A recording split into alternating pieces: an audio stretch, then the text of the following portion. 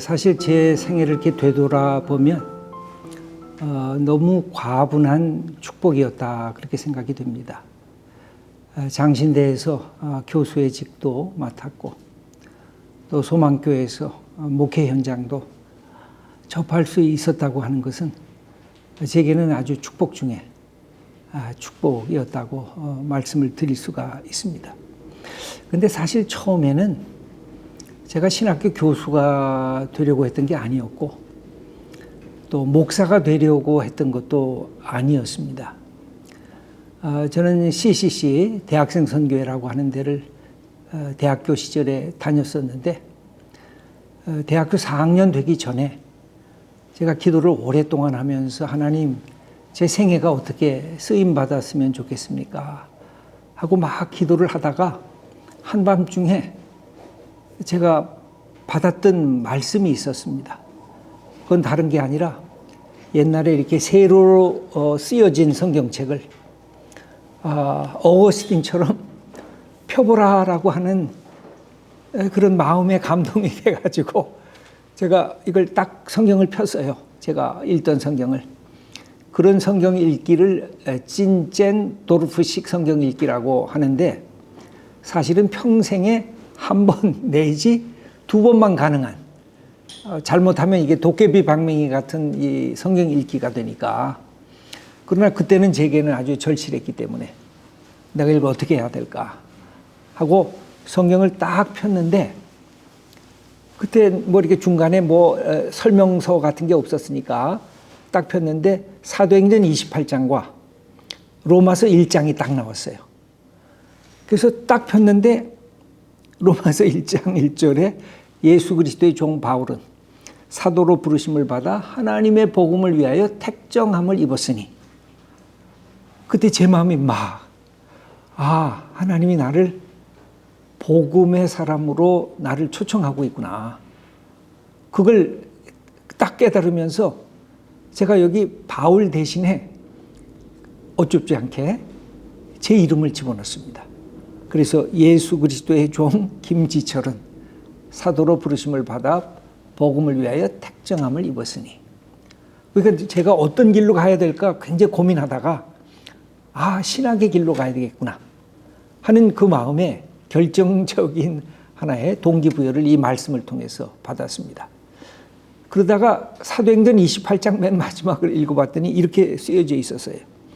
31절에 하나님 나라를 전파하며 주 예수 그리스도에 관한 모든 것을 담대하게 거침없이 가르치더라.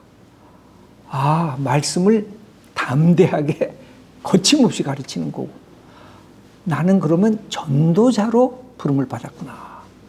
그래서 제 마음속에 나는 교수가 되기 위해서가 아니라 목사가 되기 위해서가 아니라 프로페셔널한 내 삶 전체를 건 여기에 내 인생 전체를 걸어도 아깝지 않은 복음 전도자로 내가 평생을 살아야 되겠구나 하는 그 부르심을 제가 받게 됐습니다. 그러면서 신학을 가야 되겠다 해서 CCC에 그때 김중근 목사님한테 막 말씀을 드렸더니 신학교 못 간다고 신학교 가면 내 신앙이 흔들리고 이상하게 변질될 거라고 아니요 저는 꼭 가야 되겠습니다. 그러면서 이 길을 가게 됐는데 하나님께서 어느 순간에 목사의 길도 열어주셨고 그 다음에 교수의 길도 열어주셨습니다. 그러면서 제가 봤던 신학이라는 게 뭐냐. 이 상아톱 속에서 생겨진 게 신학이 아니더라고요. 처절한 전도 현장, 선교 현장, 목회 현장에서 바울이 고뇌하면서 만들어낸 게 서신이고 어떻게 보면 2000년 전에 첫 그리스도 신학자, 그게 바울이라고 할 수가 있거든요. 그러면서 교회를 위한 목회자, 그것도 바울이라고 할 수 있고 복음을 위한 전도자, 그것도 바울이라고 할 수 있고 바울은 그런 점에서 입체적으로 신학과 그 다음에 교회와 그 다음에 전도 선교라고 하는 것을 입체적으로 가슴에 안았던 사람이 바로 바울이라는 사실을 깨닫게 되면서 저는 신학과 이 교회가 분리되는 것이 아니라 신학은 끊임없이 교회 현장에서 고민하면서 만들어지는 것이 신학이고 교회는 올바른 신학을 가슴에 품으면서 어떻게 교회가 하나님의 교회 그리고 하나님이 기뻐하시는 교회로 바르게 세워질 것인가 이것을 고민하면서 신학적인 내용을 담지하면서 나가는 것이 바로 교회의 목회자의 역할이 아니겠는가. 그래서 두 가지는 어느 선에서 긴장 관계가 있지만 결코 뗄래야 뗄 수 없는 상호 보완적이고 서로가 존중하고 위해주는 신학은 교회를 섬길 뿐만 아니라 교회를 바르게 살리는 또 교회는 신학을 가슴에 안으면서 그 신학을 내 삶의 현장에서 목회 현장에서 만들어가는 그때의 교회와 신학은 정말로 아름답게 하나님이 기뻐하시는 모습으로 살아 나갈 수가 있지 않겠는가. 저는 그런 생각을 하면서 신학교 교수로 있을 때는 목회적 마음을 품은 신학자, 그 다음에 교회 목회자가 됐을 때는 신학을 담지하고 신학을 통해서 바른 교회를, 건강한 교회를 만들어가는 그런 목회자, 그 양자에 대한 고민을 하면서 신학도 했고 또 목회 현장도 함께 가질 수가 있었습니다.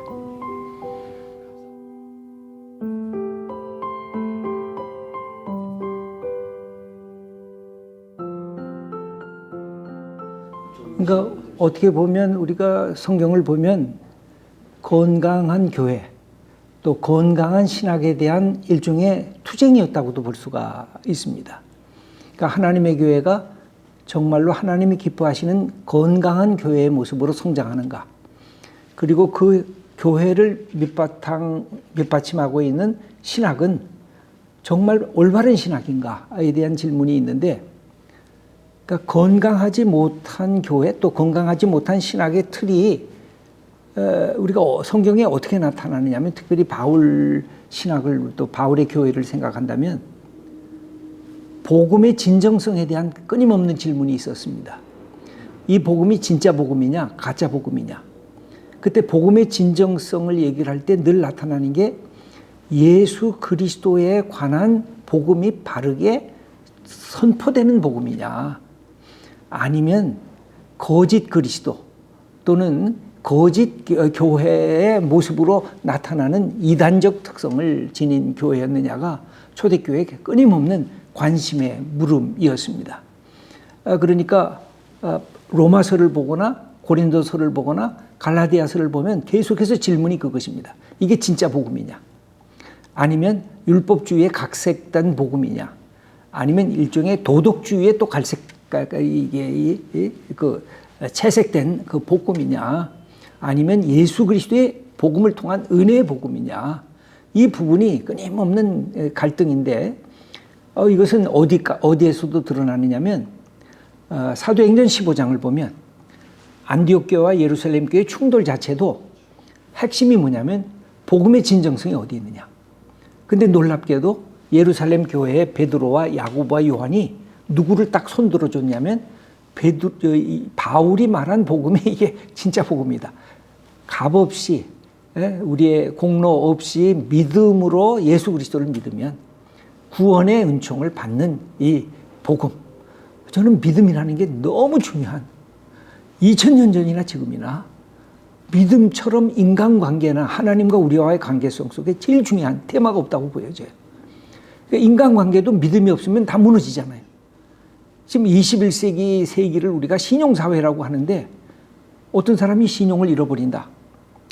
그럼 만나지도 않거든요. 그런 점에서 기독교는 이 시대도 이렇게 포용하고 함의할 수 있는 그런 가장 중요한 이 믿음의 복음을 선포했다고 하는 거. 근데 교회가 이게 지금 흔들리고 있거든요. 진짜 믿음의 복음을 우리가 선포하고 있느냐. 거기에 어떤 이 목사들의 자기 자랑이나 어떤 면으로 율법주의적인 것을 통해서 메리토크라시와 같은 능력주의적 그런 모습들이 자꾸만 가미되고 있는 것은 아닌가 하는 이제 걱정이 하나가 있죠. 그다음에 이제 또 하나는 제일 중요한 게 뭐냐면 분쟁입니다. 갈등과 분쟁이 건강한 교회를 파괴하는 아주 심각한 문제점으로 바울은 많이 지적을 하죠. 그러니까 고린도 교회가 제일 먼저 생겨지는 게 뭐냐면 분쟁 아니에요. 그러니까 너희들이 십자가의 복음을 오해했다. 너희들이 하나님의 말씀을 바르게 받지 아니했다. 그러니까 윤리적인 문제를 윤리로 해결하려고 하는 게 아니라 바울은 윤리적인 문제를 복음으로 해결하려고 합니다. 그 점에서 초대교회의 그리스도의 몸의 하나됨을 깨뜨리는 분쟁은 건강하지 못한 교회의 표상이라고도 할 수가 있습니다.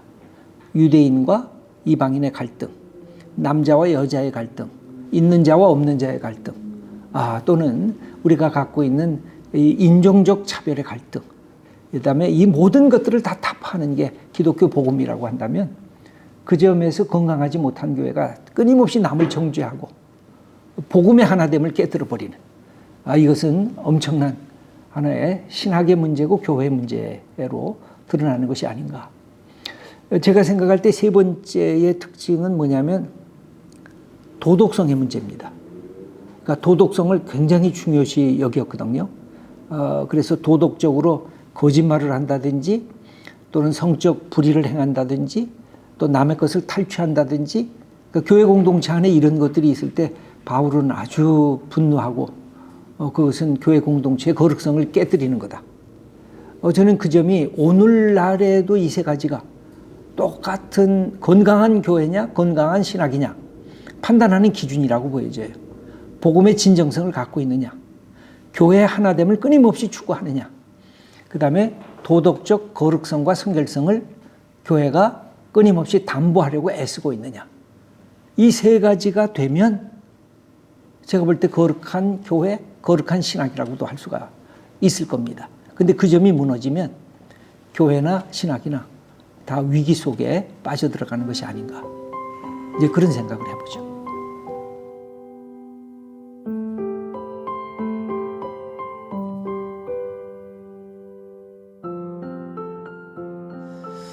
사실 저는 그렇게 갈등이나 그런 거는 신학할 때도 많지 않았고 목회할 때도 그런 신학과 이 교회와의 갈등은 거의 없었다고도 할 수가 있습니다. 왜냐하면 신학교에 있을 때도 우리 학생들 한 친구 한 친구가 소중한 마치 교회에서의 성도들처럼 소중한 친구였기 때문에 가능한 한 이렇게 개방성을 갖고 학생들하고 대화하려고 애를 썼고, 그 다음에 교회 할 때도 정말 신학을 담보하고 있는 이렇게 얘기를 해도 뭐 누가 뭐라 그래도 이거 내가 증언할 수 있는 복음의 역사다라고 하는 신학적 기초를 갖고 말씀을 증거하는 것 자체가 제게는 기쁨이었기 때문에 이 부분은 큰 갈등이 저는 없었다고 생각을 해요. 다만 관점은 다르죠. 신학할 때는 신학의 우선성이 더 담보돼야 되고, 결국 목회는 사람 관계거든요. 그러니까 사람을 좋아하지 못하면 목회하는 데 지장이 생기는데, 저도 사람을 좋아는 하는데 이 사람 만나는 게 제일 두려운 거 아니에요. 인간관계를 이렇게 하는 게 너무 소중한 건 아는데 상대방 속에 무엇이 있는지 전혀 모르니까 나는 이 말을 했는데 상대방은 이걸 어떻게 받아줄까. 그래서 제 마음속에 늘 간직했던 것도 한 가지가 있었는데, 내가 누구를 만나든 사람을 만날 때 기본적으로 상대방을 리스펙트 하리라. 그렇게 못할 때도 꽤 있었죠. 그런데 상대방을 귀히 여기고 존중하면서 만나면 많은 부분이 이렇게 해결이 되고 열려지는데, 상대방을 뭔가 약간 의심스러운 눈으로 본다거나 뭔가 상대방을 나보다 못한 사람으로 이렇게 낮게 본다든가 하는 그 순간은 굉장히 위험한 목회자의 모습이었다고 저는 생각을 해요. 이제 제 자신을 돌아보면. 그래서 끊임없이 그 노력을 제가 하려고 했어요. 어떻게 하면 목회 현장에서는 제일 중요한 게 인간관계인데, 한 사람 한 사람을 예수님처럼 내가 긍휼히 여기고 사랑하는 마음으로 보는가. 저는 지금도 그런 생각을 하거든요. 무슨 일이든지 해라. 근데 두 가지를 마음을 가져라. 하나는 하나님을 사랑하느냐, 내 마음에. 그 다음에 내가 사람을 사랑으로 긍휼히 여길 줄 아느냐. 이 두 가지만 내 마음에 확정적으로 되면 너무 오랫동안 고민하지 말고, 너무 오랫동안 결정을 미루지 말고 그냥 부딪히는 거다. 그냥 앞으로 가는 거다. 저는 저도 이렇게 결정 장애 증후군이 있거든요. 많은 사람들이 그런 게 있거든요. 뭔가 좋은데 조금 더 알아야 되는데, 좋은데 남이 하는 거 좀 보고서 해야지. 그래서 이게 주저할 때가 많아요. 근데 목회자들에게도 그런 게 있고 저 자신에게도 그런 게 꽤 많았어요. 그때마다 저를 이렇게 격려하고 이렇게 저를 이렇게 다독인 그 핵심은, 너 정말 하나님 사랑하냐? 그리고 정말 사람에 대한 국률한 마음이 있느냐? 그게 확실하면 그냥 가는 거다. 그래서 부딪히는 거는 그냥 부딪히는 거다. 그런 마음으로 이렇게 갔습니다. 다만 신학을 할 때는 아무래도 내가 연구하고 가르치는 게 핵심이니까 그 점에 더 몰두를 했다고도 할 수가 있겠고요. 그러나 흐름은 저는 같이 깊은 연계성이 함께 되어져 있었다고 그렇게 고백할 수가 있겠습니다.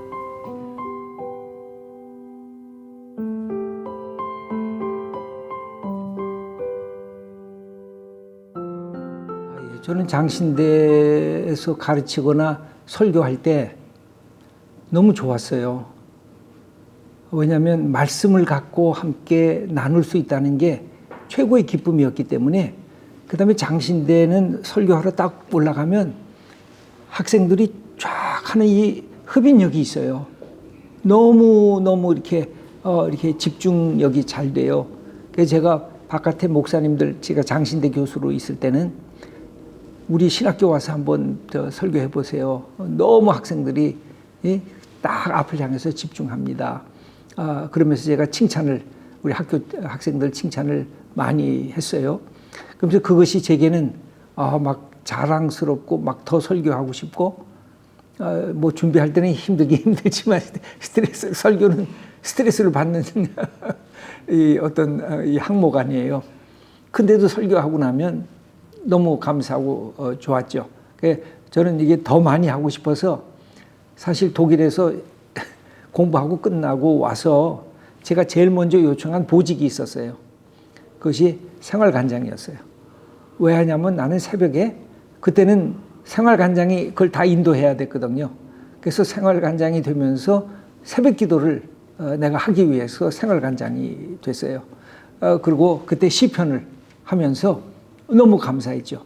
그래서 학생들하고 시편 갖고 같이 아침 새벽에 말씀을 나눈다는 것이 제게는 큰 기쁨이었고 감사였습니다. 그래서 저는 그 자체로서 신학교 교수로 있을 때 너무 고맙고 감사한 마음이 뭐 지금도 너무 과분한 축복이었구나 하는 생각을 갖고 있죠.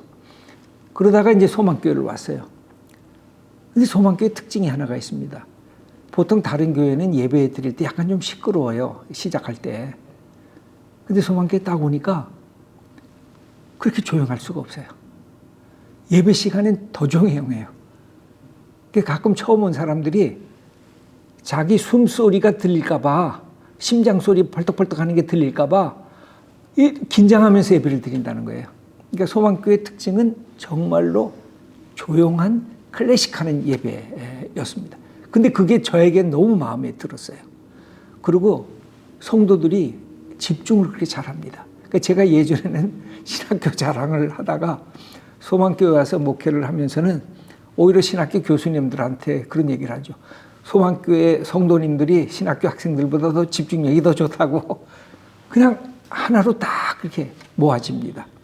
언제 한번 기회가 되면 그런 시간도 가지면 우리 백 목사님 아주 좋을 것 같은데, 그래서 그런 점에서는 신학교에서 설교할 때나 소망교회에서 설교할 때 너무 감사를 한 게 집중력이 좋으니까. 내가 준비만 잘하면 돼요. 내가 준비를 못 해가지고 오늘 이렇게 헤맸구나. 오늘은 제대로 못했네. 이런 자괴감은 있었죠. 그런데 그 말씀을 증거할 때마다 그 받는 모습이 소망교회는 아멘 소리를 없거든요. 그냥 처음부터 마지막까지 그냥 아무도 없는 것처럼 조용합니다.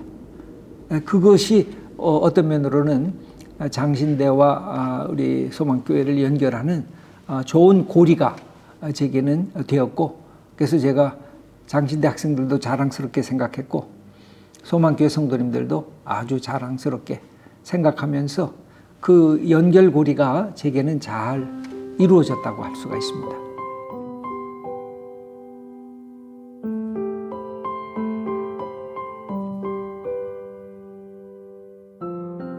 사실 신학교에 있을 때는 더 자유롭습니다. 왜냐하면 내가 가르치고 싶은 거 가르치고, 그 다음에 말씀도 내가 가르친 거 뭐 매번 하는 건 아니고 한 학기에 한두 번 정도 설교할 기회가 주로 있었으니까요. 그러니까 내가 하고 싶은 거 뭐 한 학기에 두 번이라는 건 그렇게 많은 수치가 아니잖아요. 근데 소망교회 오니까 이건 새벽 기도 해야지, 수요일 날 해야지, 또 주일 날 5번 해야지. 이게 제가 한 16년 동안 있으면서 몇 번 설교했는가 예전에 한번 제가 헤아려 본 적이 있어요. 그랬더니 한 단에 올라간 것만 한 10,000번 정도 가까이 올라갔더라고요. 한 1년에 한 600번 올라가는 것 같아요. 이 단위에 올라가는 숫자가. 그래서 그렇게 많이 했는데도 올라갈 때마다 이 가슴이 떨렸거든요. 내가 오늘 제대로 말씀을 증거할 것인가 안 할 것인가.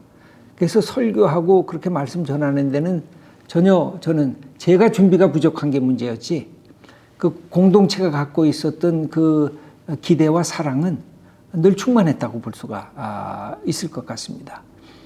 다만 한 가지, 목회라고 하는 것은 어떤 그 규제와 규범이 있느냐면 목사 혼자 하는 게 아니잖아요. 거긴 부목사님들도 같이 계시고 무엇보다 당회라고 하는 것이 있습니다. 당회에서 장로님들하고 이게 조율이 되어야 그 다음에 교회가 할 수 있는 프로젝트나 또는 한국교회를 위해서 섬기는 여러 가지 작업들을 사역들을 해 나갈 수가 있습니다. 그 점에서 한 16년 동안은 제가 마음대로 하고 싶었던 부분도 있었고, 그러나 그렇지 않고 많은 제약을 받았었던 부분도 있습니다. 그거는 뭐 어떻게 보면 목회자들은 또 그 여러 가지 사정들을 더 잘 알기도 할 텐데요.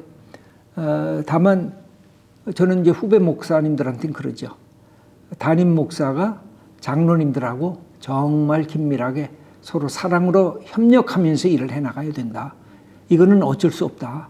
특별히 나 같은 사람은 장로교 목사니까 장로교 목사로서 장로님들과 함께 이 일을 만들어가지 않으면 그렇게 많은 프로젝트와 꿈이 있어도 이루어질 수가 없다. 이 점은 때로는 처음부터, 때로는 중간에 들어가서부터. 근데 그 점에 있어서 몇 번의 시행착오를 제가 했었다고도 할 수가 있습니다. 아마 다시 지금 가끔 그런 생각도 들어요. 다시 목회하면 좀 재밌겠는데. 근데 지금 이제 목회한다는 것은 불가능한 일이니까 다만 우리 후배들한테는 이런 문제가 닥칠 때는 이렇게 했으면 좋겠다. 그리고 어떤 문제가 안 풀릴 때는 가능하면 장로님들 말고 또 젊은 그룹들과 함께 태스크포스 팀을 만들어 가지고 함께 논의하면서 고민해보자. 그래서 담임 목사도 고민하고 우리 다른 교육자들도 고민하고 장로님들도 고민하고 그 다음에 젊은 세대들도 같이 고민하면서 교회가 어떻게 가야 하나님이 정말 좋아하시고 기뻐하시는 교회가 될까? 그렇다고 하면 교회 목회가 늘 스트레스만 있는 것은 아닐 거다. 그 속에서 하나님이 선하게 이끄시는 그 큰 하나님의 비전을 함께 목격하게 되면 더 아름다운 목회가 되지 않을까. 이제 그런 생각은 우리 후배들한테 전해주고 싶은 거죠.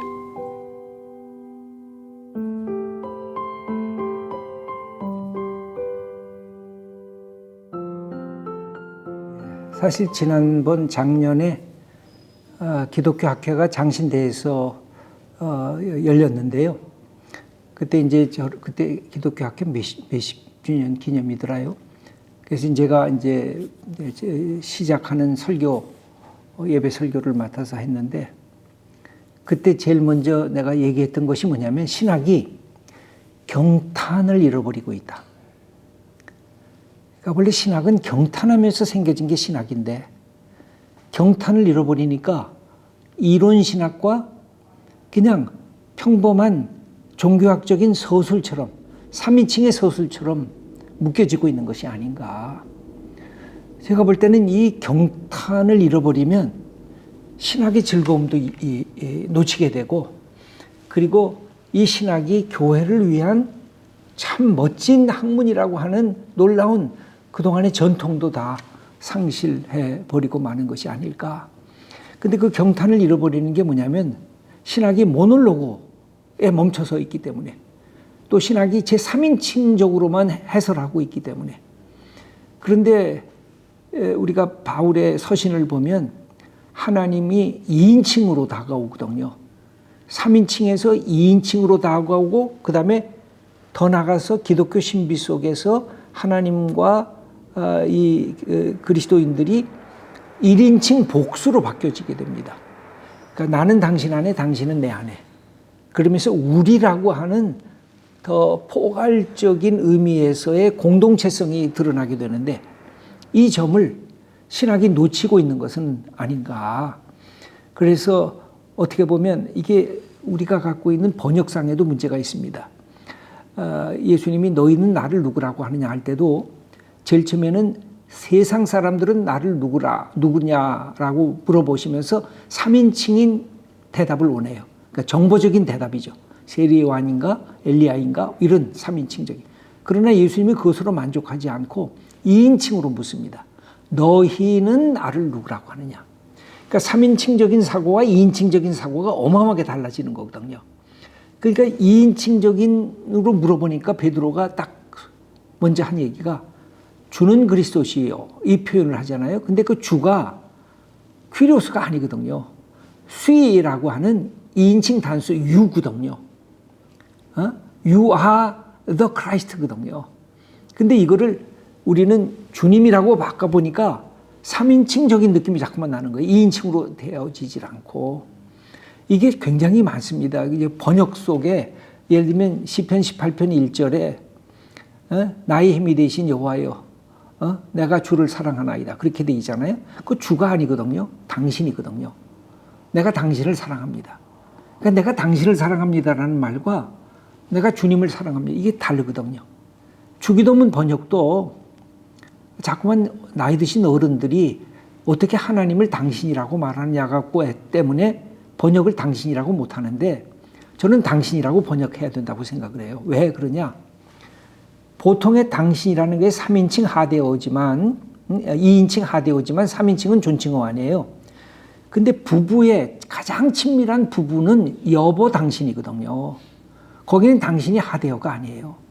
친밀성을 가진 귀하게 상대방을 존중하는 언어가 당신이거든요. 내가 아내한테 당신 정말 수고했네. 그게 사랑의 언어거든요. 그러니까 하나님에 대한 언어도 당신으로 바꿔야 돼요. 그래서 우리가 주기도문도 그렇잖아요. 당신의 이름인데 우리말 번역에는 빼든지 아니면 새 번역 우리 통합 측에서 한 번역에는 다 아버지로 바꿨잖아요. 2인칭을 다 아버지로 바꿨어요. 아버지의 이름, 아버지의 나라, 아버지의 뜻, 이게 다 당신의 이름, 당신의 나라, 당신의 뜻이거든요. 그러니까 이게 2인칭이 자꾸만 사라지고 있는 거예요. 저는 이게 제일 안타까운 것 중에 하나죠. 그러니까 이것을 번역상에서도 2인칭을 저는 살려야 된다고 생각을 해요. 우리가 잘 아는 시편 23편도 3인칭으로 시작되거든요. 여호와는 나의 목자시니 그가 나를, 그래서 그가 해서 3인칭으로 되지만 4절부터는 주의 막대기와 주의 지팡이 이렇게 나오잖아요. 주의 지팡이와 주의 막대기. 이게 다 2인칭이에요. 당신의 지팡이와 당신의 막대기가 나를 안위하십니다. 2인칭으로 고백한 걸 다 주로 바꾸니까 3인칭적인 저 먼 옛날 얘기로 그렇게 멈춰서게 된다는 거죠. 그래서 저는 신학이 또 우리가 갖고 있는 이 성경 언어가 2인칭의 다이얼로그 언어들을 다시 회복해야 된다는 것이 제 생각입니다. 그래서 하나님을 2인칭으로 하나님께 질문도 많이 하고, 나는 하나님께 말을 건네고 하나님은 내게 말씀을 건네시고, 그래서 대화적으로 하나님과 나와의 관계가 될 때 신앙의 이 역동적인 다이내믹이 일어난다고 생각을 해요. 근데 2인칭이 아니고 3인칭으로만 부르니까 이건 뭐 목사님의 하나님, 아버지의 하나님, 어머니의 하나님이지 나의 하나님이 아닌 위험성으로 이게 몰려들어가고 있는 것이 아닐까. 그 점에 있어서 저는 그런 변화가 있어야 된다고 하는데, 이게 신학적인 것도 그렇고 성경 번역에 있어서도 그렇고. 근데 성경 번역하는 사람한테 제가 이걸 요청했거든요. 보수적인 교회가 허락을 안 합니다. 어떻게 하나님을 당신이라고 말하는가. 지금도 젊은이들이 하나님을 당신이라고 부르면 막 야단치는 어른들이 계시거든요. 그래서 이게 2인칭이 개발이 안 되고 있는 거예요. 이게 이 대화 관계에 있어서 유일하게 열려진 게, 제가 이렇게 우리 백 목사님한테 당신 이렇게 말을 못 하거든요. 유일하게 열려진 게 부부예요. 부부는 당신이라고 그러잖아요. 그리고 그것 때문에 고마워하고. 그러니까 하나님도 그 당신으로 열려줘야 된다고 저는 생각하거든요. 그게 모놀로그에서 다이얼로그로, 정보적 하나님에서 인격적인 하나님으로 바뀌어지는 하나의 큰 모멘텀이 저는 이루어질 것이라고 생각을 하고 있죠. 그 점을 우리가 어떻게 앞으로도 이렇게 개발해 나갈 수 있겠는가. 이제 우리 과제입니다.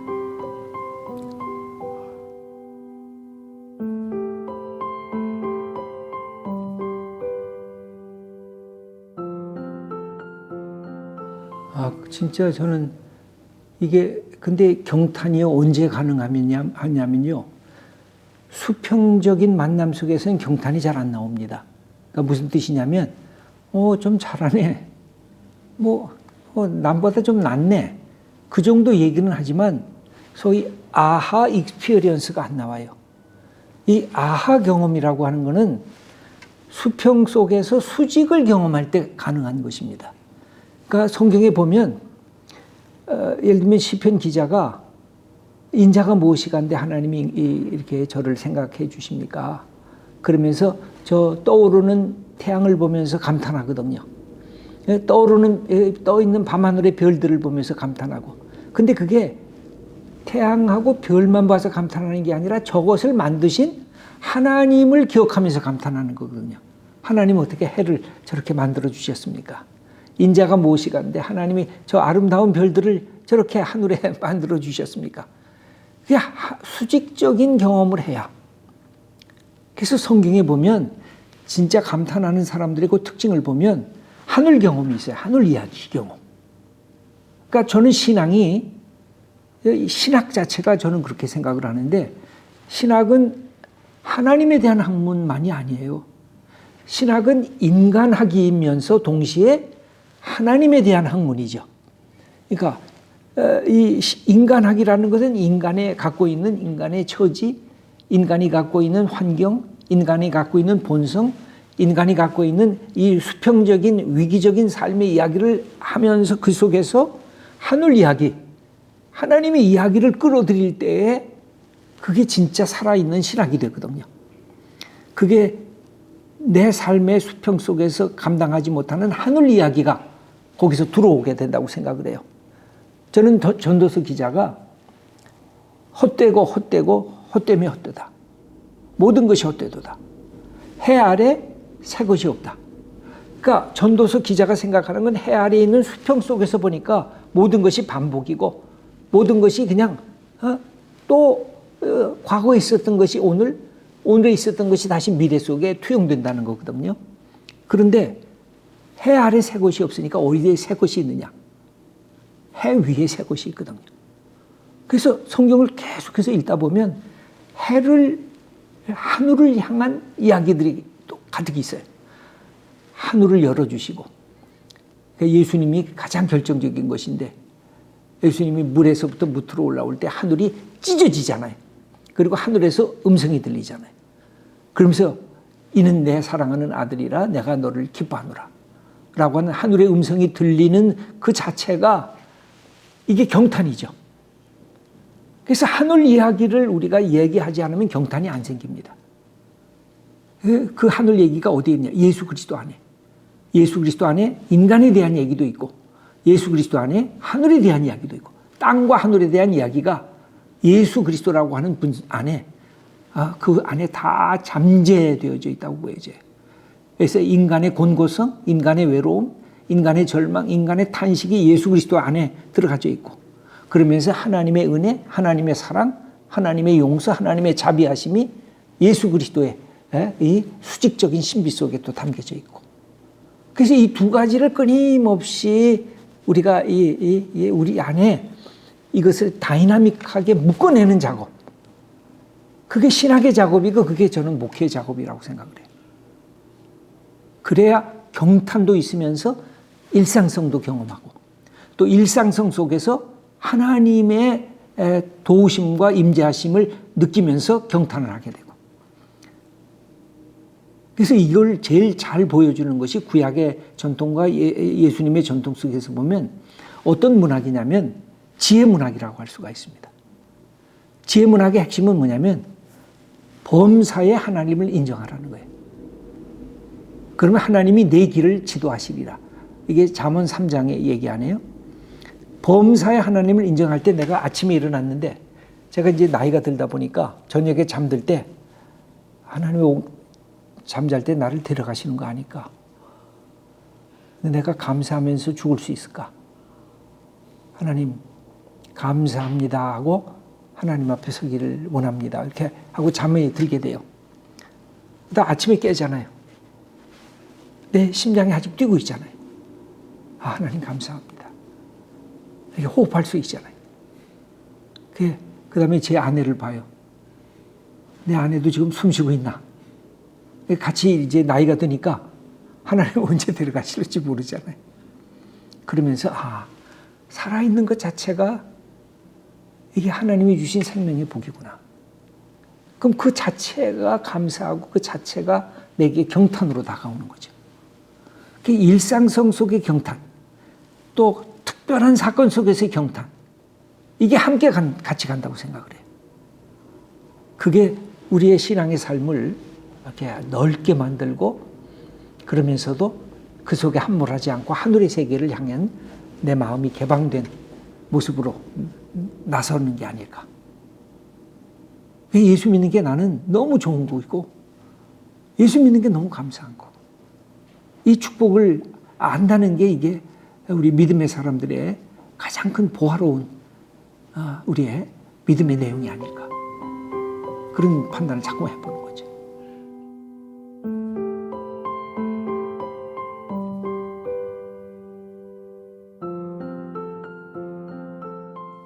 저는 두 가지 경우인 것 같아요. 그게 가능하게 열려진 자리가 하나는 조금 이게 해도 말씀을 읽는 훈련이 늘 필요한 것 같아요. 말씀을 읽지 않으면 경탄할 수 있는 시간을 붙잡기가 쉽지가 않습니다. 마치 에티오피아 내시가 빌립을 만날 수 있으면서 경탄을 경험하면서 나 세례받겠다라고 한 것은 말씀을 계속 읽어나가다가 이사야 53장에 이르렀는데 하나님이 성령을 통해서 빌립을 만나게 했단 말이죠.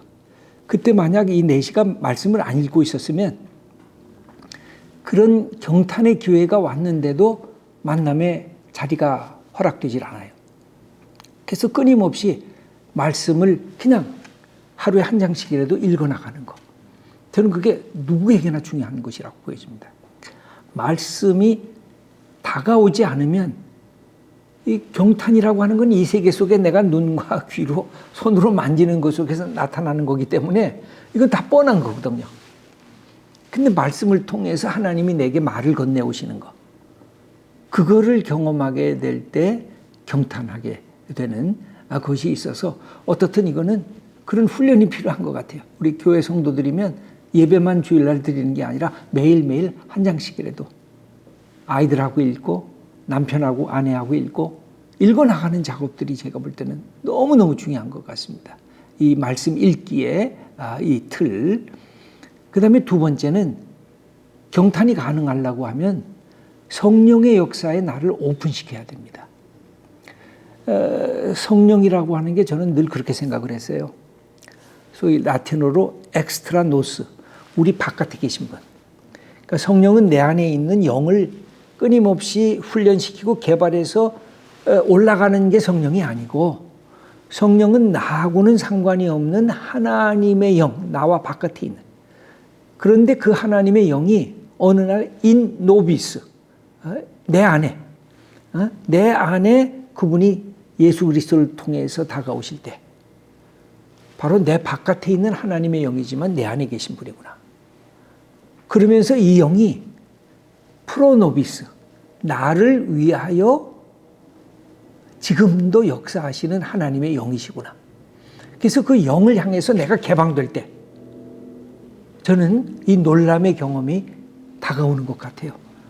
그래서 이것은 내가 판단한 게 아니구나. 이만큼 이끌어 주신 것은 하나님의 이끄심이구나. 역사 속에 하나님의 도우심이 이만큼 나를 이끌어서 나를 이렇게 새로운 어떤 기대할 만한 미래를 향해서 기대할 만한 존재로 나를 몰아가고 계시는구나. 이걸 경험하는 것은 성령의 역사가 아니고는 제가 볼 때 불가능한데, 그런 점에서 성령의 역사는 기다리면서 내 안에 임마누엘로 내주하면서 나를 위하여 이렇게 살아 움직이는 영이다. 이 두 가지가 끊임없이 우리 속에, 하나는 성령을 향한 개방성, 하나는 말씀 읽기를 통한 끊임없이 내 신앙의 선배들이 어떻게 이 말씀을 통해서 자기 것으로 받아들였냐. 그래서 성령이 임하시면 이 말씀이 2000년 전 사건이지만 마치 타임머신과 비슷해요. 내가 2000년 전으로 들어가게 하는 것도 성령이고, 2000년 전에 문자로 된 말씀을 오늘 지금 내가 있는 이 삶의 처지로 끌어들여서 내가 바울이 되고 내가 베드로가 되고 내가 모세가 되는 이 장면으로 바꿔놓는 것도 성령의 역사인 것 같아요. 그래서 성령을 빼고는, 저는 21세기는 특별히 성령의 시대고 성령의 교회가 되어야 교회가 하나님이 기뻐하시는 교회로 나갈 수 있다. 그렇게 판단하고 있어요. 그 점에서 말씀과 성령. 그러니까 성령은 역사적으로 오신 예수 그리스도의 종말론적인 임재가 성령이거든. 그러니까 성령을 생각할 때마다 예수 그리스도를 끊임없이 생각해야. 그래야 성령이 악령이라든지 이상한 잘못된 영으로 가는 것을 우리가 막아낼 수가 있는 하나의 가장 큰 기초가 될 수 있을 것입니다.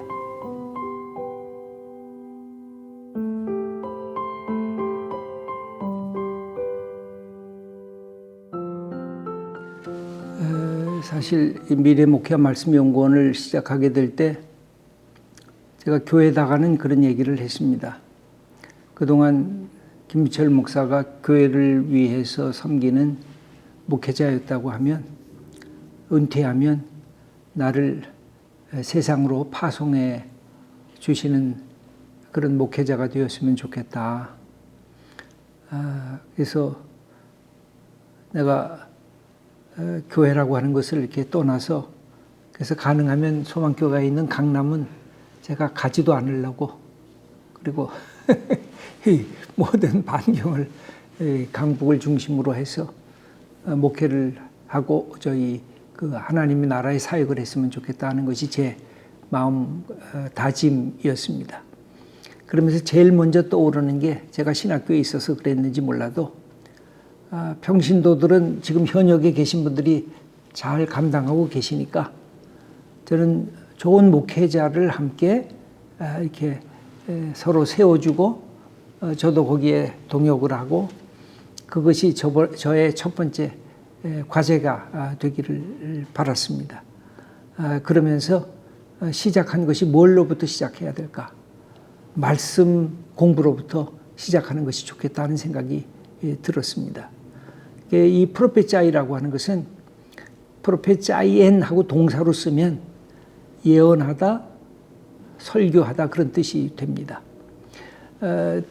스위스의 종교 개혁의 기수였던 쯔빙글리가 어떻게 하면 라틴어로만 되어 있었던 하나님의 말씀의 이 미사 속에 나오는 설교를 쥐리의 자국어인 독일어로 성도들이 직접 알아들을 수 있는 언어로 설교를 할 수 있을까 하는 것이 그의 고민이었습니다. 그래서 신학자들과 목회자들이 매주일마다 모이면서 어떻게 하면 구약의 신약의 말씀을 자국어로 할까. 그래서 번역 작업을 하면서 말씀 연구를 같이 했던 게 이 프로페자의 시작이었습니다. 그래서 그러면 우리도 이렇게 말씀 갖고 우리 목회자들이 본문을 어떻게 접근할 수 있겠는가. 그래서 프리토킹 하면서 말씀의 내용을 더 풍성하게 하고 설교를 만드는 것은 다 본인이 만들지만 거기에서 여러 가지 말씀을 보는 관점, 또 말씀 속에 숨겨진 뜻, 이런 것들을 서로 발굴해내면서 함께하면 더 말씀이 풍성한 설교가 작성되지 않을까. 결국 교회가 개혁되고 변혁되는 핵심은 신학인데 그 신학을 신학답게 하는 게 말씀을 어떻게 잘 깊이 있게 뽑아내는가에 따라서 좋은 신학, 올바른 신학의 그 결정 단계가 되니까 이것을 행하자 하는 것이 첫 취지였습니다. 그러다가 특별히 올해 같은 경우는 우리 원장이신 박영호 목사님께서 이 로잔 대회에 말씀 네트워크의 지도 목사가 되었습니다. 그러면서 제안했던 것이 사도행전을 갖고 올 한 해 말씀을 증거하는 그런 해가 됐으면 좋겠다 해서 지금 저희들이 이 미목원에서 투자도 해가지고 앱을 만들었습니다. 그 사도행전 앱을 만들어가지고 지금 많은 목사님들이 여기에 참여하고 박영호 목사님이 좋은 이렇게 자료라든지 생각들을 거기에다가 올려주면서 여러 사람들이 함께 참여하고 있어서 거기에는 지금 제가 숫자까지는 다 지금 확인을 못했는데 꽤 많은 목사님들이 함께 들어와서 사도행전으로 지금 설교를 하면서 함께 생각들 또 자기네들의 그 말씀을 갖고 갔던 간증들 이런 내용들을 함께 나누면서 이걸 하고 있습니다. 그래서 우리 미목원에서 지금도 줌으로 한 10개 정도 이 매주일마다 지금 아침 7시, 10시 또 저녁 9시에 계속 줌으로 한 1시간에서 1시간 15분 정도 이 말씀 프로페자를 통해서 본문 갖고 함께 이야기 나누는 시간을 계속 갖고 있습니다. 그래서 굉장한 이제 도움이 되고 나 못 깨달았는데 이런 말씀 속에 깊은 뜻이 있구나 하는 것을 서로 격려하면서 서로가 나누고 있습니다. 저만 해도 한 7개 정도를 일주일에 줌을 하고 있는데요. 거기는 신학생들하고 하는 것도 있고요. 그래서 그건 목요일 날 저녁 9시부터 10시 10분까지 그렇게 하는데 한 10명씩 했는데 제가 이게 몇 년 전부터 계속해서 지금 9기까지 그래서 지금 한 90명 정도 그동안 배출이 지금 되고 1년에 한 번씩은 이 친구들 같이 모여서 또 1박 2일로 같이 교제하면서 훈련하는 시간도 갖고 그다음에 개척교회 목사님들도 같이 이렇게 하고 있고 그다음에 30대 40대 젊은 목회자들 이분들도 같이 모여서 하는 그룹도 있고 또 50대 60대 담임 목사님들이 하는 그런 그룹도 있습니다. 그리고 종종 저희들이 각 지역을 이렇게 같이 나가면서 그곳에 있는 목사님들을 초청해서 함께 프로페자이를 하는 지역별 그런 프로페자이도 함께 하고 있는데 핵심은 한 가지입니다. 어떻게 하면 하나님의 말씀을 더 사랑하고 더 깊이 있게 이 말씀을 연구하고 그 속에 살아계신 하나님의 성령의 역사를 이 시대에 같이 나눌 수가 있을까? 그래서 건강한 교회, 아까 경탄을 함께 하면서 말씀 증거할 수 있는 교회로 우리가 어떻게 더 성숙하고 변화될 수 있을까 하는 마음으로 이 지금 말씀 프로페자를 계속하고 있습니다.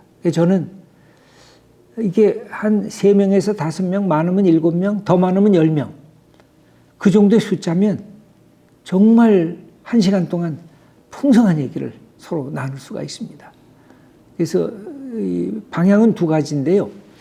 하나는 아예 책별로 하는 경우도 있고, 아니면 한 두세 주 다음에 할 본문을 각자 한 분이 하나씩 매번 이렇게 들어주면서 같이 그 본문 갖고 논의하고 그런 경우도 있습니다.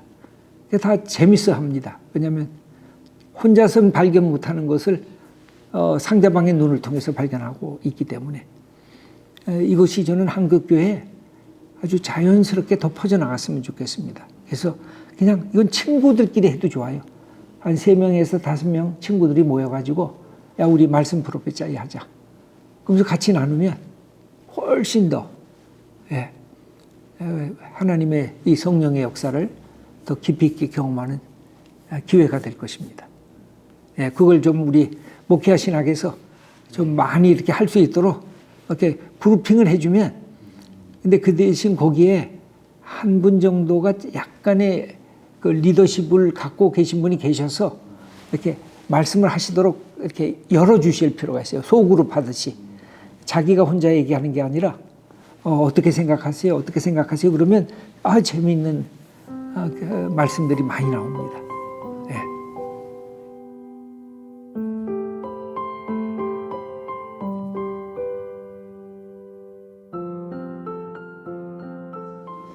사실 미래라는 말을 할 때 과거, 현재, 미래 이런 틀에서의 미래도 있지만 종말론적인 현재, 그것을 미래라고도 할 수가 있을 것입니다.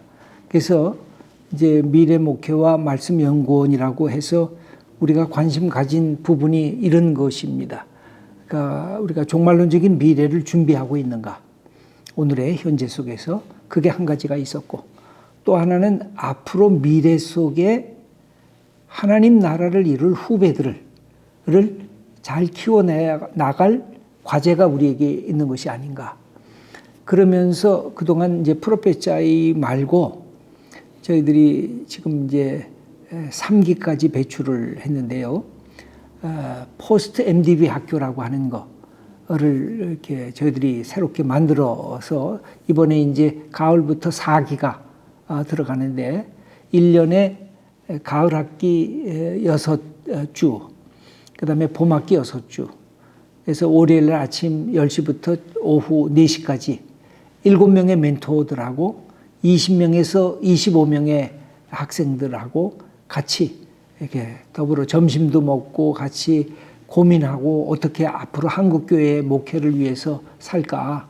그래서 여기에 오는 학생들은 MDB, 그러니까 목사 과정을 이미 연수한 후에 지금 이제 부목사로 있거나 담임 목사로 있지만 앞으로 어떤 목회를 꿈꿀 것인가가 고민인 친구들. 그래서 주로 30대에서 40대 초반까지 요 친구들입니다. 그래서 그런 친구들이 와가지고 함께 선배 목회자들하고 멘토링을 하면서 자기가 갖고 있는 목회적 꿈을 꾸는데, 저희들은 강의도 있지만 현장 방문을 많이 합니다. 현장에서 목회를 잘 하시는 분, 또 마을 목회를 하시는 분, 특수 목회를 하시는 분. 그래서 현장을 방문하면서 어떻게 앞으로 한국교회 목회 현장이 이렇게 바꿔져야 될 것인가 하는 것을 갖고 하는데, 제가 이제 지난번에 이 친구들하고 제주도에 중간에 이제 2박 3일로 제주도에 MTV를 하는데 학생들한테 이제 물어봤어요. 한 학기 마치고 MT 끝나고 여러분들의 이 미목원의 이 포스트 MDB 학교에 대해서 어떻게 생각하냐 그랬더니 많은 친구들이 뭐라 그러냐면 가장 큰 단어를 한마디로 한다면 환대였습니다. 그 말을 하더라고요. 자기네들이 이렇게 선배들로부터 환대를 받은 적이 없는데 선배 이 목사님들을 통해서 자기네들이 따뜻한 사랑의 환대를 받았습니다. 그리고 앞으로 어떻게 목회해야 되는지 자기들이 용기를 갖게 되었다고 그 말을 해서 제 가슴도 진짜 뭉클하고 너희들 정말 고맙다고 이렇게 박수를 쳤는데, 저희들이 그래서 한 20명에서 25명을 한 10년간 키우면 200명에서 250명의 좋은 목회자들이 등장을 하게 되거든요. 저는 그게 이제 소망이 있다고 생각을 하는 것입니다. 그래서 어떻게 하면 우리 후배들을 잘 이렇게 예수 그리스도의 믿음을 기쁘게 받으면서 자기 목회를 준비하는 사람들로 이렇게 할까? 이 멘토링 시스템을 저희들이 계속 하는 의미에 있어서 이게 이제 미래라고 할 수가 있고 또 미래를 끌어다닌 현재의 이야기라고 할 수가 있습니다. 그 다음에 이제 올해에 지금 새롭게 이제 다시 출범하는 것이 포스트 MDB 학교는 오대식 목사님이 교장 선생님이 돼가지고 학생들을 이끌어가고 있고 정말 월요일마다 쉬는 시간인데 정말 열심히들 학생들하고 꼬박 6시간을 같이 앉아서 대화를 해줘요. 그러니까 어느 누구하고도 비교할 수 없어요. 그 교회 담임 부목사들하고도 비교가 안 될 정도로. 그 다음에 이제 또 하나 하려고 하는 것은 설교 멘토링 아카데미를 이번에 하는데 한 30여 명의 담임 목사님들이 신청을 했습니다. 그래서 소망교회 수양관에서 2박 3일로 우리가 어떻게 설교하고 설교 작성을 어떻게 해야 되고 어떻게 해야 하나님의 말씀을 바르게 증거할 수 있겠는가 하는 것을 우리 박대영 목사님이라고 아시죠? 저 매일 성경 그분도 강사로 오시고 또 한 분은 박영호 목사님도 강사로 오시고 또 한 분은 저 허요한 목사님이 디렉터가 돼가지고 그분은 이제 설교학 전문이어서 그렇게 하면서 함께 실제로 설교 영상이나 설교 내용도 자기가 다 한번 이렇게 체크를 같이 해보겠다고 그 열심을 갖고 있어가지고 저희들이 그것도 한번 해서 앞으로 한국교회의 말씀에 어떤 변화의 기대도 저희들이 또 하고 있습니다. 또 하나 하는 부분은 가을이 되면 한 30여 분의 담임 목사님들을 저희들이 초청을 합니다. 그래가지고는 3박 4일로 이건 하루가 더 길어요. 3박 4일로 내년에 목회를 어떻게 우리가 설정하고 그 다음에 이 설교는 어떤 본문으로 어떻게 설교할 것인지 그냥 3박 4일 동안 같이 이렇게 숙식하면서 모든 이야기 자기네들이 갖고 있는 노하우들을 서로 토론내고 그 다음에 조용히 기도하는 시간도 이렇게 갖게 하는 그런 프로그램도 저희들이 가지면서 한국교회에 결국은 새롭게 되는 비결은 목사님이 새롭게 돼야 말씀이 새롭게 돼야 교회 공동체가 새롭게 되는 거니까 어떻게 하면 목사님들을 바르게 세울 것인가 하는 것을 이제 관심을 가지면서 그것이 미래를 준비하는 하나의 좋은 하나님의 우리에게 주신 선택 과목이겠다 하는 그런 생각을 해보면서 하고 있죠. 그래서 제 생각에는 이런 것들이 이제 큼직큼직한 것이고 그 다음에 매달 북토크도 합니다. 그래서 저자가 직접 줌으로 같이 연결을 해가지고 이번에 4월 29일 날 있는데 엄마의 일기라고 하는 그거 저 독일에서 선교사도 하시면서 하는 그 목사님하고 줌으로 해서 하는데 보통 한 50명에서 60명이 늘 이렇게 들어와서 같이 참여를 이렇게 합니다. 그래서 그런 북토크를 한다든지 이슈 토크를 한다든지 또 그런 것도 함께 이렇게 나누면서 하고 있고 저 같은 경우는 아까 말씀드렸지만 프로페 자이를 신학생들 중심으로 해서 매 10명에서 12명을 이렇게 뽑습니다. 그래가지고 저하고 같이 말씀 갖고 이번에는 사도행전 갖고 했는데 뭐 지난번에는 요한복음 갖고 한다든지 그래서 그 중에 있는 본문을 뽑으면서 같이 저녁 9시부터 10시 10분까지 이렇게 하면서 그 사람들을 또 1년에 한 번씩 초청해가지고 우리 강사들 좋은 강사들 모여서 같이 또 얘기하면서 너희들이 앞으로 미래를 이제 이끌어갈 소중한 지도자들이다. 이제 그런 이제 어떤 면으로 이렇게 격려해 주면서 만나는 만남도 있고 그래서 그것이 이제 미래 목회에 대한 우리의 꿈이고 그것이 뭐가 있을까 지금 저 생각을 더 하는데 저는 늘 그렇게 생각해요. 그걸 아까도 말씀드렸지만 목회와 신학에서 좀 해줬으면 좋겠어요. 신학자, 목회자, 평신도 전문가, 그다음에 현장에서 뛰는 NGO 또는 실천 전문가들이 함께 모여서 주제를 나눠야 돼요. 그래야 뭔가 생산적인 일들이 나오고 그것이 교회 현장에서 나가게 되는데, 그 부분은 지금 제가 꿈꾸고 있는 것 중에 이제 마지막 건데, 그 지점은 아직 확실하게 아직은 만들어내지 못하고 있는데, 뭐 협업을 할 수 있다든지 뭐 여러 가지로 생각은 해보고 있는데, 그런 변화를 기대하고 있죠.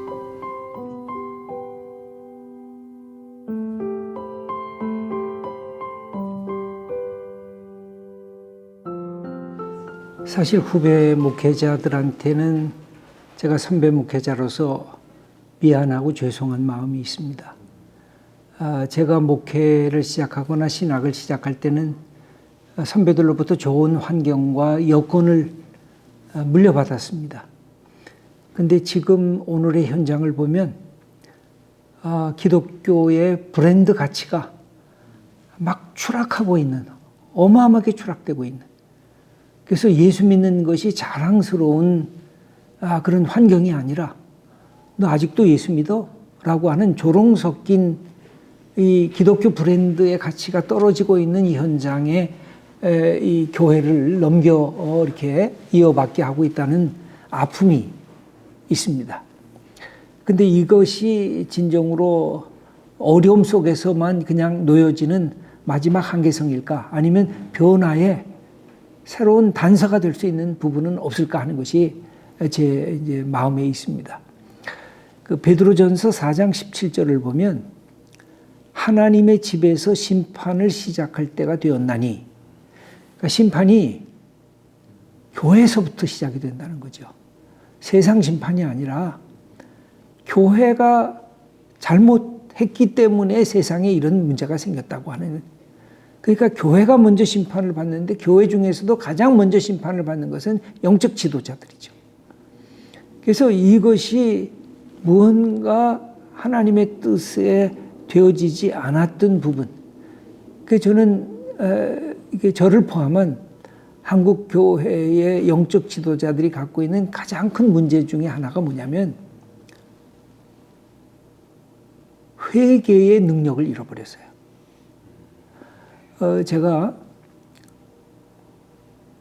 어렸을 때부터 바둑을 뒀거든요. 바둑을 이렇게 가끔 멍 때리면서 바둑을 볼 때도 있어요. 쉴 때. 근데 조훈현이라고 하는 국수가 있거든요. 바둑을 오랫동안 잘 뒀던 분인데, 이분이 글 쓴 게 바둑은 바둑을 두고 나서 복기를 한다는 거예요. 근데 아마추어는 복기를 못해요. 왜냐하면 내가 여기 왜 뒀는지를 모르니까. 그러니까 어디 뒀는지를 모르니까 복기가 안 되는 거예요. 근데 지금 한국 교회가 복기 능력을 잃어버렸어요. 그러니까 복기를 왜 하느냐고 그랬더니 그런 말을, 재밌는 말을 해요. 승리한 바둑의 복기는 이기는 습관을 만들고 패배한 바둑의 복기는 이길 수 있는 준비를 한다는 거예요. 그래서 복기를 하면서 내가 여기 잘못 뒀네요. 그래서 내가 졌네요. 근데 한국 교회가 갖고 있는 위기는 뭐냐면 내가 여기서 잘못했네요. 이 고백을 우리가 못하고 있다는 거예요. 복기 능력이 상실이 되니까 그냥 브레이크 없는 열차처럼 달려만 가는데 이게 멈춰서질 않는 거예요. 예를 들면 총회가 바뀌어져야 된다. 안 바뀌어져요. 왜? 다 총대 나가려고 그냥 앞다투고 하고 있기 때문에. 사람들이 문제점을 알는데 안 바뀌어져요. 교회가 이렇게 바뀌어져야 되는데 안 바뀌어져요. 목사와 장로의 갈등, 이거 바꿔줘야 되는데 안 바꾸져요. 거기 우리의 복기 능력, 회개의 능력이 상실이 되고 있어요. 근데 그 책임이 어디에 있느냐? 영적 지도자들에게 있거든요. 이 점이 가장 가슴 아프게 다가오는 그 부분이에요. 그래서 우리가 생수라고 하는 것을 먹지 못할 때가 두 가지 경우가 있어요. 하나는 기근일 때, 물이 없으니까 못 먹자. 하나는 홍수가 날 때, 아무리 물이 많은데 먹을 물은 없는 거예요. 한국교회가 지금 후자의 위치에 들어와져 있어요. 말씀이 곳곳에 가득 있는데 생수가 없는 거예요. 전부 다 목말라 하는 거예요. 정말로 어딘가에 생수를 발견하고 거기에, 그러니까 사람들이 어딘가에 뭔가 잘하는 사람이 있다 그러면 막 달려가잖아요. 그게 지금 우리가 갖고 있는 오늘의 현실이라고 할 수가 있어요.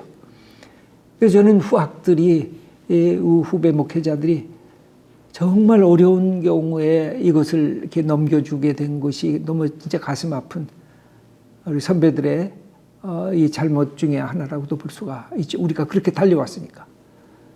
교회가 하나님의 교회가 되기를 바라고 정말 하나님이 기뻐하시는 것보다는 인간들이 기뻐하는 교회가 되기를 원하는 그 패턴들이 너무 많이 나타났거든요. 그래서 이제 이것이 근본적으로 변화되어야 되려고 하면 다시 어디서부터 시작했느냐. 다시 말씀이신 예수 그리스도로부터 다시 시작해야 된다고 생각을 해요. 예수 이야기를 다시 시작해야 돼요. 예수님만이 해결책이고 예수님만이 이 위기에 대한 극복의 대답이라고 다시 선언해야 돼요. 그래서 예수의 이름을 판 사람들, 거기 보면 사마리아에 마술사 시몬이 있잖아요. 근데 거기 성경에 보면 예수를 믿고 거기 믿음도 있고 세례까지 받아요. 근데 베드로한테 저주를 받거든요. 이유는 뭐냐면 성령을 돈으로 살려고 그랬거든. 그러니까 하나님의 능력을 도구화하는 거죠. 그러니까 믿음도 있고 세례도 받았어요. 저는 한국 교회의 영적 지도자들이 하나님의 이름을 도구화하고 있어요. 하나님의 이름, 예수의 이름을 도구화하고 사유화하고 있어요. 이게 한국 교회가 갖고 있는 세습의 문제라든지 독선적인 이 목회자들의 문제라든지 하는 게 다 여기에 자기를 위한 교회, 자기 목적 추구를 위한 교회로 전락하고 있는데 교회가 갖고 있는 가장 큰 위기가 있다고 보여져요. 내가 성령의 도구화되는 것이고 내가 예수의 도구화되는 것이고 내가 하나님의 도구화되는 것이 이게 목회자의 근본적인 이 틀이라고 생각해야 되는데 이걸 거꾸로 갖고 있거든. 그것을 타파하는 우리 후배 목회자들이 되는 거. 힘들고 어렵겠지만. 그래서 옛날에 그런 드라마가 있었잖아요. 해를 품은 달. 해는 예수 그리스도고 달은 우리 안에. 그러면 해를 많이 품지 못하면 금음달이 되거든요. 그러니까 우리가 다시 예수 그리스도를 품는 거. 바울이 고린도전서 2장 2절에 나는 예수 그리스도 곧 십자가에 달린 못 박힌 예수 그리스도 외에는 아무것도 알지 않기로 작정했다. 다시 예수 그리스도를 향해서 가야 돼. 그것도 십자가에 못 박히고 부활하신 예수 그리스도.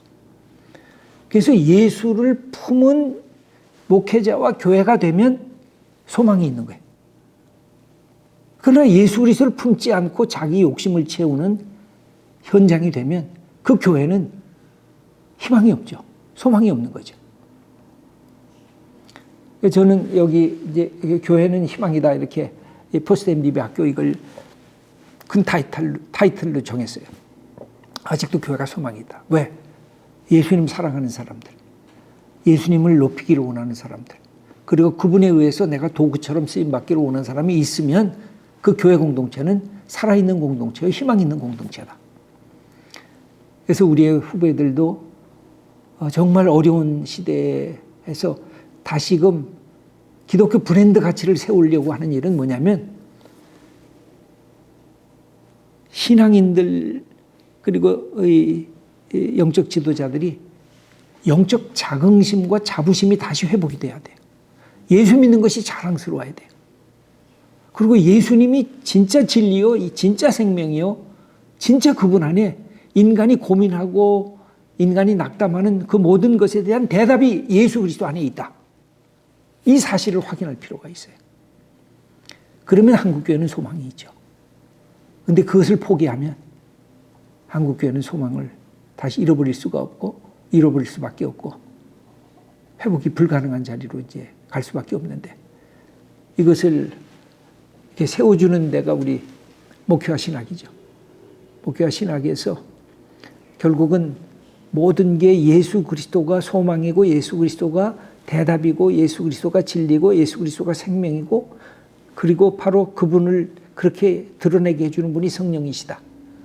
이것을 끊임없이 우리에게 알려줘야 될 필요가 있어요. 그러면 한국교회는 소망이 있고 한국교회는 새로운 길을 다시 가장 밑바닥까지 지금 내려오고 있잖아요. 그 밑바닥까지 내려와야 그 다음에 이제 다시 도약의 시기가 이제 올라가는 거죠. 근데 이제 어떤 교회, 어떤 교회 보면 서구 교회들은 밑바닥까지 갔다가 그냥 물속으로 그냥 빠져드는 거죠. 회복이 안 되는 거예요, 그럼. 근데 밑바닥까지 갔다가 탕 하고 이렇게 다시 올라가면 해를 품은 달처럼 나는 한국교회가 또 한국교회 영적 지도자와 성도들이 예수 그리스도를 품은 그리스도인, 목회자들이 되면 한국교회 새로운 소망이 다시 하나님께서 주시는 기회가 열려지지 않을까, 그런 기대를 갖고 있습니다.